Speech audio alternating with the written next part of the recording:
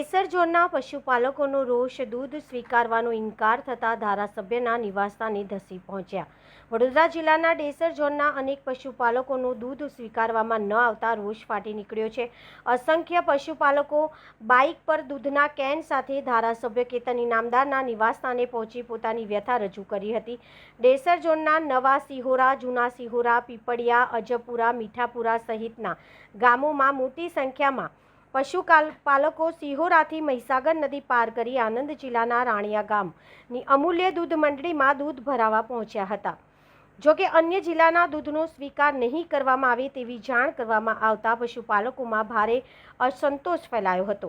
આથી રોષે ભરાયેલા પશુપાલક બાઇક પર દૂધના કેન સાથે ધારાસભ્ય કેતન ઇનામદારના પિતૃવાડી સ્થિત નિવાસસ્થાને પહોંચ્યા અને રજૂઆત કરી હતી। પશુપાલકોનું કહેવું હતું કે બરોડા ડેરી સંચાલિત દૂધ મંડળીના તેમને પૂરતો ભાવ અને બોનસ મળતો નથી, જેના કારણે તેઓ અન્ય ડેરીમાં દૂધ ભરવા મજબૂર બન્યા છે। તે સમયે ધારાસભ્ય કેતન ઇનામદાર ગાંધીનગર હોવાથી હાજર ન હતા। જોકે બરોડા ડેરીના નવા ચૂંટાયેલા ડિરેક્ટર સુરપાલસિંહે પશુપાલકો સાથે ચર્ચા કરી હતી। તેમણે જણાવ્યું કે મિલ્ક ફેડરેશનના પરિપત્ર મુજબ અન્ય જિલ્લાના દૂધનો સ્વીકાર કરી શકાય નહીં, જેના આધારે દૂધ લેવામાં આવ્યું નથી। ડિરેક્ટરે પશુપાલકોના હિતને ધ્યાનમાં રાખીને બરોડા ડેરી યોગ્ય નિર્ણય લેશે તેવી ખાતરી આપતા મામલો શાંત પડ્યો હતો। હવે પશુપાલકોને તેમની રજૂઆતોનો શું ઉકેલ મળે છે તેના પર સૌની નજર રહેલ છે। રિપોર્ટર અબ્બાસ મેવાતી, સાવલી।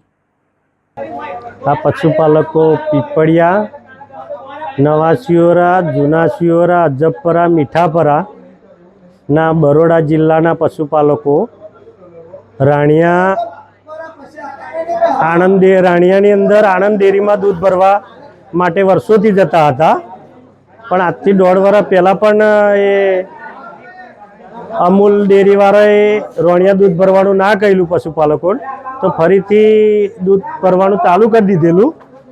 દૂધ ભરવાનું ફરીથી ચાલુ કરેલું, જેના કારણે ફરીથી 1.5 વર્ષ પછી ફરી એકવાર રોણિયાથી અમૂલ ડેરીવાળા ના પાડે છે દૂધ ભરવાનું કે અમને બરોડા ડેરીના એમડીએ ના કહેલ હોવાથી આ અમૂલ ડેરીમાં તમારે દૂધ ભરવાનું નહીં, કારણ કે તમારે બરોડા જિલ્લો લાગે કે અમૂલ ડેરીમાં દૂધ ભરવાનું નહીં। અમૂલ ડેરીની અંદર ભાવ એવો સારો મળે છે અને બોનસ પણ સારી મળે છે, એવી બરોડા ડેરીની અંદર બોનસ અને ભાવ ફેર આપતા નથી, જેના કારણે આ પશુપાલકો નારાજ થઈ હાલ ચેતનભાઈ પાસે, ધારાસભ્ય પાસે આવેલા છે અને દૂધ ભરવા ફરીથી એ જગ્યાએ જવા માટેની માગણી છે। અને અત્યારે હાલ દૂધના કેનો અને દૂધ લેવાનું રોણિયા ના પાડેલ હોવાથી આજરોજ અહીં ચેતનભાઈ જોડે એ રોણિયા દૂધ ચાલુ કરાવવા માટે હાલ અમે આ બધા પશુપાલકો આવેલ છે।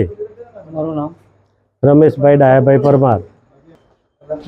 પશુપાલકો આપણા ડેસર ઝોનમાંથી આવેલા પશુપાલકો છે, બધા મારા મોટા ભાઈઓ જ છે અને બધા પશુપાલકો જ છે।